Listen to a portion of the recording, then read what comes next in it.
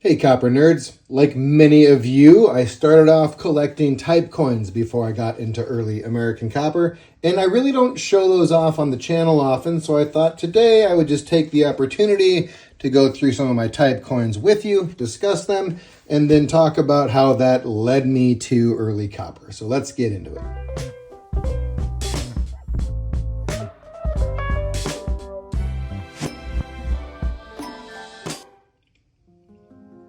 So before I was into copper or type coins, I was largely a gold and silver stacker. Some of the silver you see up here, some of the gold, that's where that came from. I started off strictly in bullion, then I discovered pre-33 gold, and pre-33 gold led me to type coins, and the rest is history. But what I've pulled out today is my typeset, which I'm still working on building, and it's a slab typeset. I don't use any of the type albums or binders or anything like that.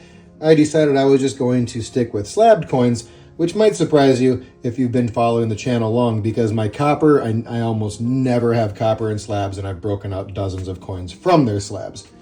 So let's just start with I'm going to start with the dollars and work backwards. Most of my favorite stuff is smaller denominations. So I have got my Ike here. It is a proof 66. Most of my stuff's in NGC holders, but you'll see that varies a little bit. Kind of has some neat, unusual toning going on. And then I just really enjoy the reverse on these. Such a neat little depiction of the eagle on the moon with the earth in the background. I just think it's too cool. And again, I thought this unusual kind of toning was neat, so I grabbed this one. When I got my dollars, I have a bunch of Unk piece dollars that are far nicer than this one. But I was, when I got my piece in my Morgan dollar, I was just looking for hoard coins. So this one came from the Binion Silver Hoard, and there's nothing particularly special about it. A common 1922 piece dollar. It's certainly Unk. It's a little toned, but not particularly aesthetically toned. But, reasonably well struck. Not a bad coin. There's luster there. Again, decent. Wasn't looking for anything spectacular for this one. Next up is my Morgan dollar. And similarly, this is from the Great Southern Treasury Hoard. It's nice, lustrous. It's not graded. It's just a BU. And I don't particularly care about specific grades on many coins, although you're going to see a theme among much of what follows. And that is going to be that 66 grade that you saw on the Ike proof. I found 66 was sort of the sweet spot for as nice as you could get before the premium jump was crazy when you move into a 67. So much of what I started with early in my collecting days were MS or proof 66 coins. With that in mind, moving down to half dollars, my Kennedy is a proof, and it is a proof 66. And of course, I made sure to get a 64, so it's a 90% silver proof. Again, in my silver stacking days, I love the 90%. I love the halves, although mostly I went with Franklin's. Some Walkers, not much for Kennedys. Speaking of Franklin, I also have this one in a proof 66. Just a nice example of a Franklin half with the crack through the bell. Not a bad specimen. Moving on to the Walker, and this is one where I didn't opt for a 66 grade, just given the price point and given how nice this 62 is, which, arguably that's undergraded, right? It wouldn't be presumptuous of me to say that feels like it's probably more like a 63 or 64, but that's just with the naked eye. I'm not under a loop looking at stuff because that's not how I appreciate my coins. I appreciate them in hand. And then when I got back to the barbers, I started to struggle a little bit. So this one's kind of a placeholder. It's bent, allegedly. And I'm sure we can figure out how it is bent, but for the price point, I can see it's bent there. It's like bent low in the middle there, sort of a whoop. But not super apparent when it's in the slab. I would imagine in hand it's more apparent. But not a bad, fine details. And with the detail being bent, I'd prefer that to, damage or environmental damage. Into the quarters, where it gets a little bit monotonous because I ended up getting one of each kind of the bicentennial. But again, I went with a 66 on this one, which is a business strike. And next, we have the proofs. And they're both going to be in a 66. So, proof 66. Let's see if extra light helps or hurts. I think it's okay as long as I keep the ring glare off of the slab. This is one of the reasons I don't like slabs, is they're just hard to photograph and appreciate and look at. So this is the silver proof, again in a 66, and just a nice example. Back into a pre-65 silver, again a MS-66 on this 1954, which was the year my mother was born, so that's why I went with that one. It's a very nice coin. One of my favorites is this Type 1 Standing Liberty quarter with a little bit of toning that is neither a plus nor a minus, I don't think, on this one, but some nice strong luster on this Type 1 Standing Liberty quarter. Very much enjoy this one. And this is one I picked up at a local coin show, and that's kind of what I've been doing is I go to my local coin show knowing I'm not going to find the coins that I collect, so I kind of reserve that time for adding to my typeset. And this is what I picked up at the last one.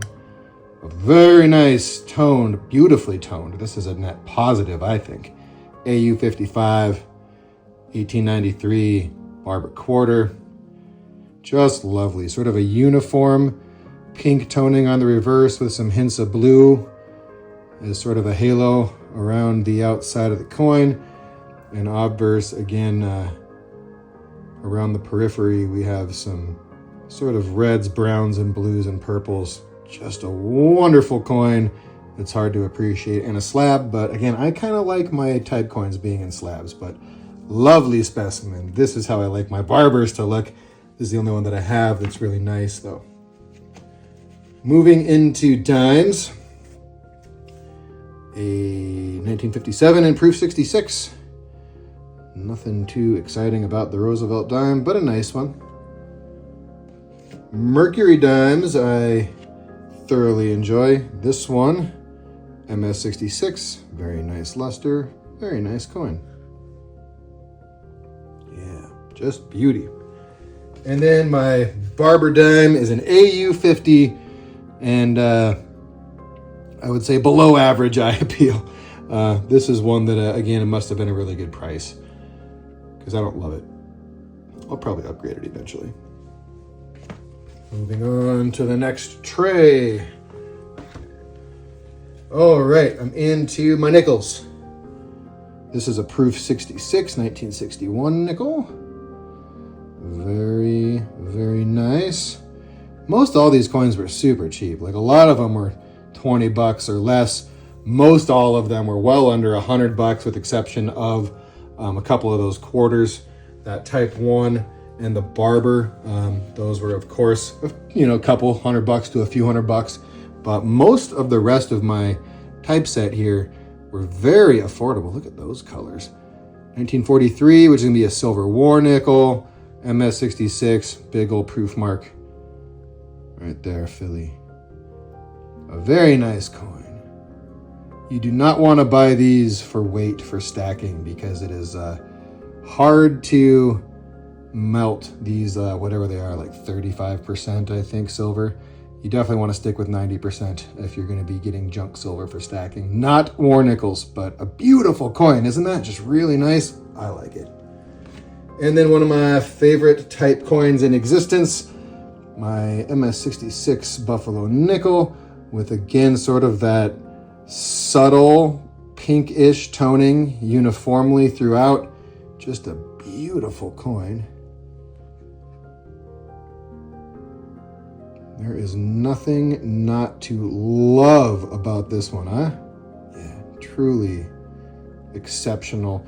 And when I do stack gold, I like the gold buffaloes just because I love this depiction. Lovely. All right, down into the pennies. Get this one out. Here it is. A proof 66, 1971. A nice enough Memorial Lincoln. And then a MS-66, 1958. This one's an MS-66 red. And my last one, that proof 66, was also red. So just a lovely wheat scent with great luster, right? I think it's well struck. Lovely coin. 1943, also an MS-66, nice and lustrous. Yeah, maybe a little bit of blue action there in the toning, but again, nicely struck, lustrous coin. Then I have got my 09 VDB. This one's Bandera Bank Hoard and MS-64 red brown. I have purchased an SVDB for my father, but don't have one for myself. So I just wanted to get one that had the VDB visible, which that one does, as you can see right there at the bottom. But again, a nice coin in that MS-64 red brown holder. And last, an MS-63 red brown 1903 Indian head cent. And look at that one. Again, a very lovely example. The holder is a little scratched up, which makes it tougher to appreciate, but definitely a nice coin. Let's see if we can see the reverse. The obverse is definitely better than the reverse on this one, but super nice. So then when I was working on my cents, I got into the braided hair large cent, and I have one somewhere. I thought I had it in this set. I might have given it to my kids, honestly. And then once I got that first braided hair large cent with a depiction, I don't know if I really have any out here that are nice, but you know, that sort of a head style. And I immediately recognized it from my gold that I'd been stacking, and it's a sort of similar depiction of Liberty. And that got me into the large cents, because I was like, I can get that same kind of cool depiction of Liberty, sort of an aesthetic depiction of Liberty for far less than with gold. And then that drove me down the rabbit trail to the early dates and into 1794s. Ultimately, once I discovered all the variety and variation among 1794s, that's sort of where I stuck. That is much of the content you'll see in this channel is my 1794 large cent collection. None of the, oh no, this one is part of the permanent collection. These are really just sort of for the desktop. But I have 49 of the 58 collectible varieties of 1794 large cent. I'm working on completing all 58. I'm not going to have any trouble getting to 55. But the last three varieties, the starred reverse, the wheel spoke reverse, and the Sheldon 37, very, very difficult coins to come by, even though technically the wheel spoke and the starred reverse are less rare than the Sheldon 39, but the 39 is not as sought after. Again, the starred reverse, the Sheldon 48, has those little stars in the dentals. They're really hard to see. This is a Landis replica that also has little tiny stars engraved, but you don't really see those at arm's length. You got to be looking pretty close. And then the wheel spoke reverse has a bunch of die cracks coming in from the outside of the rim and then a sunken center. Pretty dramatic die break on that one. And the starred reverse and the wheel spoke, those are examples you want to have with those diagnostics present. Having a starred reverse with no visible stars, having a wheel spoke that doesn't show any of the die breaks and wheel spokes on the reverse, I'm not into them. So I may never complete the 58, but that's the direction that I'm going. And again, these type coins that we've just been looking at are really what got me into collecting. I still love my type coins. They really are nice, right? I really enjoy this particular spread here. This is a nice grouping. And I really enjoy these right here. Just lovely. And again, my dollars and halves, with exception of the Walker, are not so much my favorite. But I've really enjoyed putting the typeset together, and I enjoy that I am not done with it. I've still got plenty of earlier dates to go, and I've just sort of pumped the brakes on putting this set together while slowly and methodically adding to it. Again, adding absolute bangers like that, or this. You know, I really enjoy picking up nice examples to add to my typeset, since I'm down to some of the tougher stuff. You know, the early ones, you know, MS-66 Memorial Lincolns for 12 bucks, easy to put together. The earlier you get, the more money you got to spend. But again, just wanted to take an opportunity to go through my type coins with you. It's something that really I've never shown off in mass in the channel before, so thought you might enjoy seeing some of the other things that I collect besides early copper within the world of American numismatics. Yeah, thanks for checking this one out with me. Feel free to hit me up in the comments, and I'll catch you on the next one. Peace.